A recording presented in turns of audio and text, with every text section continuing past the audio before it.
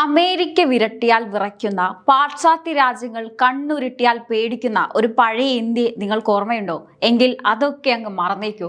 കാരണം ഇത് പുതിയ ഇന്ത്യയാണ്. നരേന്ദ്രമോദിയുടെ ഇന്ത്യ. ലോകരാജ്യങ്ങൾക്കിടയിൽ ഭാരതത്തിന്റെ നട്ടെല്ലിന്റെ കരുത്ത് എത്രത്തോളം ഉണ്ടെന്ന് ഇപ്പോൾ ലോകത്തെ ഏറ്റവും വലിയ മഹാശക്തികളിലൊന്നായ റഷ്യയുടെ പ്രസിഡന്റ് വ്ളാഡിമിർ പുടിൻ തന്നെ പരസ്യമായി വിളംബരം ചെയ്തിരിക്കുകയാണ്.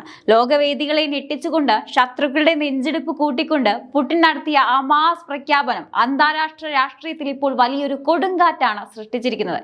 എന്താണ് യഥാർത്ഥത്തിൽ സംഭവിച്ചത്?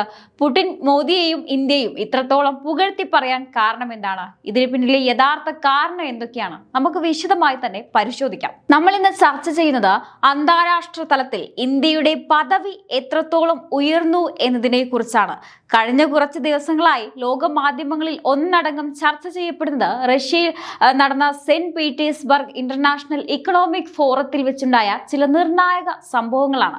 ലോകത്തെ പ്രമുഖ രാജ്യങ്ങളിൽ നിന്നുള്ള പ്രതിനിധികളും സാമ്പത്തിക വിദഗ്ധരും മാധ്യമ പ്രവർത്തകരും ഒത്തുചേർന്ന ആ മഹാവേദിയിൽ വെച്ചാണ് റഷ്യൻ പ്രസിഡന്റ് വ്ളാഡിമിർ പുടിൻ ഇന്ത്യയെയും നമ്മുടെ പ്രധാനമന്ത്രി നരേന്ദ്രമോദിയെയും കുറിച്ച് ആഗോളതലത്തിൽ ശ്രദ്ധേയമായ പ്രസ്താവന നടത്തിയത്.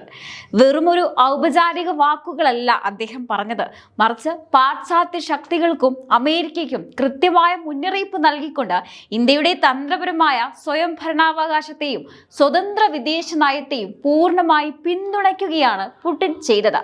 ബാഹ്യമായ ഉപരോധങ്ങളിലൂടെയോ ഭീഷണികളിലൂടെയോ ഇന്ത്യയെ സമ്മർദ്ദത്തിലാക്കാൻ ആരെങ്കിലും ശ്രമിച്ചാൽ പ്രധാനമന്ത്രി നരേന്ദ്രമോദിയുടെ ശക്തമായ നേതൃത്വത്തിൽ ഇന്ത്യ അതിന് കൃത്യമായ തിരിച്ചടി നൽകുമെന്ന് അദ്ദേഹം ലോകത്തോട് വിളിച്ചു പറഞ്ഞു.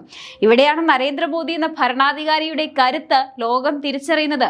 ഒരു കാലത്ത് വിദേശ രാജ്യങ്ങളുടെ സമ്മർദ്ദങ്ങൾക്ക് വഴങ്ങി സ്വന്തം തീരുമാനങ്ങൾ എടുക്കാൻ മടിച്ചിരുന്ന ഒരു വിദേശ നയമായിരുന്നു ഇന്ത്യക്കുണ്ടായിരുന്നെങ്കിൽ ഇന്ന് ലോകത്തെ ഏത് വൻശക്തിയോടും നേർക്കുനേർ നിന്ന് സംസാരിക്കാൻ തക്കവണ്ണം ഇന്ത്യയുടെ നയതന്ത്രം ശക്തമായി മാറിയിരിക്കുന്നു. മറ്റുള്ളവർ എന്ത് വിചാരിച്ചാലും എന്ത് പറഞ്ഞാലും ഇന്ത്യ എപ്പോഴും സ്വന്തം ദേശീയ താല്പര്യങ്ങൾ മുൻനിർത്തി മാത്രമാണ് പ്രവർത്തിച്ചിട്ടുള്ളതെന്ന് പുടിൻ ആ വേദിയിൽ ഓർമ്മിപ്പിച്ചു.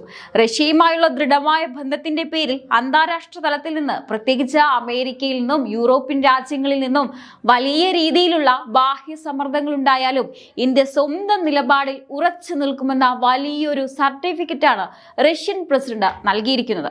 ഒരു പരമാധികാര രാജ്യം എന്ന നിലയിൽ തങ്ങളുടെ പ്രതിരോധ സാമ്പത്തിക പങ്കാളികളെ സ്വതന്ത്രമായി തിരഞ്ഞെടുക്കാനുള്ള പൂർണ്ണമായ അവകാശം ഇന്ത്യക്കുണ്ടെന്നും അതിൽ ഇടപെടാൻ മറ്റൊരു രാജ്യത്തിനും അവകാശമില്ലെന്നും അദ്ദേഹം ഓർമ്മപ്പെടുത്തി. ഇനി നമുക്ക് ഈ മീറ്റിംഗിൽ ഉയർന്നു വന്ന ഏറ്റവും പ്രധാനപ്പെട്ട ആ ചോദ്യത്തിലേക്ക് വരാം. റഷ്യയുടെ അത്യാധുനിക പ്രതിരോധ സംവിധാനങ്ങളായ Su-57 യുദ്ധവിമാനങ്ങളോ അതല്ലെങ്കിൽ ലോകത്തിലെ തന്നെ ഏറ്റവും മാരകമായ S-500 എയർ ഡിഫൻസ് പ്ലാറ്റ്ഫോമോ ഇന്ത്യ സ്വന്തമാക്കിയാൽ അമേരിക്കയിൽ നിന്നും ഉപരോധം നേരിടേണ്ടി വരുമോ എന്നതായിരുന്നു ആ ചോദ്യം. അമേരിക്കയുടെ കാറ്റ്സ നിയമപ്രകാരം റഷ്യയുമായി വലിയ രീതിയിൽ പ്രതിരോധ ഇടപാടുകൾ നടത്തുന്ന രാജ്യങ്ങൾക്ക് മേൽ അമേരിക്ക സാമ്പത്തിക ഉപരോധം ഏർപ്പെടുത്താറുണ്ട്. ഇതിനു മുമ്പ് S-400 മിസൈൽ സംവിധാനം ഇന്ത്യ വാങ്ങിയപ്പോഴും ഇത്തരം ഭീഷണികൾ ഉയർന്നിരുന്നു. എന്നാൽ ഈ ചോദ്യത്തിന് പുടിൻ നൽകിയ മറുപടി വളരെ വ്യക്തവും കൃത്യവുമായിരുന്നു. ഇന്ത്യക്ക് ഏറ്റവും അനുയോജ്യമെന്ന് കരുതുന്ന ആധുനിക ഉൽപ്പന്നങ്ങൾ തിരഞ്ഞെടുക്കാൻ രാജ്യത്തിന് പൂർണ്ണ സ്വാതന്ത്ര്യമുണ്ട് എന്നായിരുന്നു പുടിന്റെ മറുപടി.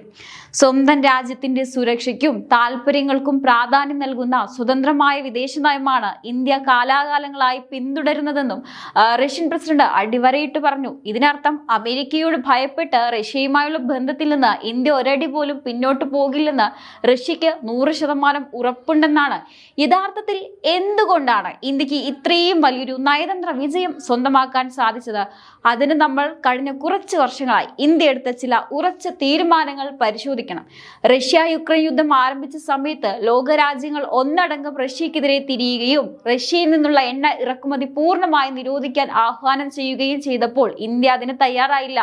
പാശ്ചാത്യ രാജ്യങ്ങളുടെ കടുത്ത സമ്മർദ്ദമുണ്ടായിട്ടും സ്വന്തം ജനങ്ങൾക്ക് കുറഞ്ഞ ചിലവിൽ ഇന്ധനം എത്തിക്കുക എന്ന ലക്ഷ്യത്തോടെ റഷ്യയിൽ നിന്ന് വലിയ തോതിൽ ക്രൂഡ് ഓയിൽ വാങ്ങാൻ പ്രധാനമന്ത്രി നരേന്ദ്രമോദിയുടെ നേതൃത്വത്തിലുള്ള ഭാരത സർക്കാർ തീരുമാനിച്ചു. വിദേശകാര്യമന്ത്രി എസ് ജയശങ്കർ അന്താരാഷ്ട്ര വേദികളിൽ ഇന്ത്യയുടെ ഈ തീരുമാനത്തെ മാസ് മറുപടികളിലൂടെ ന്യായീകരിക്കുകയും ചെയ്തു. യൂറോപ്പ് ഒരു രാത്രി കൊണ്ട് വാങ്ങുന്ന അത്രയും എണ്ണ പോലും ഇന്ത്യ ഒരു മാസം കൊണ്ട് വാങ്ങുന്നില്ലെന്ന ജയശങ്കറിന്റെ മറുപടി ഇന്നും സോഷ്യൽ മീഡിയയിൽ തരംഗമാണ്. ഇനി ഈ ഒരു പശ്ചാത്തലത്തിലാണ് പുടിൻ ഇപ്പോൾ ഇന്ത്യയെ ഇത്രയധികം പ്രശംസിപ്പിക്കുന്നത്. മറ്റുള്ളവരുടെ താല്പര്യങ്ങൾക്ക് വഴങ്ങുന്ന ഒരു വിദേശ നയമല്ല ഇന്ന് ഇന്ത്യയുടേത്. ഇന്ത്യ ഇപ്പോഴും സ്വന്തം ജനങ്ങളുടെയും രാജ്യത്തിന്റെയും സുരക്ഷയ്ക്കാണ് മുൻഗണന നൽകുന്നത്. അമേരിക്കയുമായി ക്വാഡ് പോലുള്ള സഖ്യങ്ങളിൽ ഏർപ്പെടുമ്പോൾ തന്നെ റഷ്യയുമായുള്ള പതിറ്റാണ്ടുകൾ പഴക്കമുള്ള സൗഹൃദം കാത്തു സൂക്ഷിക്കാൻ ഇന്ത്യക്ക് കഴിയുന്നുണ്ട്. ഒരേ സമയം അമേരിക്കയോടും റഷ്യയോടും ഒരേപോലെ സൗഹൃദം നിലനിർത്തുക എന്നത് അത്ര എളുപ്പമുള്ള കാര്യമല്ല. എന്നാൽ മോദി സർക്കാരിന്റെ മികച്ച നയതന്ത്രം കൊണ്ട് അത് സാധ്യമായിരിക്കുകയാണ്. ഇതിനെയാണ് യഥാർത്ഥത്തിൽ തന്ത്രപരമായ സ്വയം ഭരണാവകാശം എന്ന് പറയുന്നത്. ഇനി പുടിന്റെ ഈ പ്രസ്താവനയിലൂടെ വ്യക്തമാകുന്നത് ഒന്ന് മാത്രമാണ്: ആഗോള രാഷ്ട്രീയത്തിൽ ഇന്ത്യയെ അവഗണിച്ചുകൊണ്ട് ഇനി ആർക്കും മുന്നോട്ട് പോകാൻ സാധിക്കില്ല. ഇന്ത്യയുടെ സൈനിക ശക്തിയും സാമ്പത്തിക വളർച്ചയും ഇന്ന് ലോകത്തിന് മുന്നിൽ ഒരു വലിയ അത്ഭുതമാണ്. അതുകൊണ്ട് തന്നെ ഇന്ത്യയെ പോലൊരു വലിയ വിപണിയെയും പ്രതിരോധ പങ്കാളിയെയും പിളക്കാൻ പാശ്ചാത്യ രാജ്യങ്ങൾക്കും സാധിക്കില്ല. റഷ്യയുടെ ഈ വലിയ പിന്തുണ ഇന്ത്യയുടെ ആത്മവിശ്വാസം ഇരട്ടിയാക്കുകയാണ് ചെയ്യുന്നത്.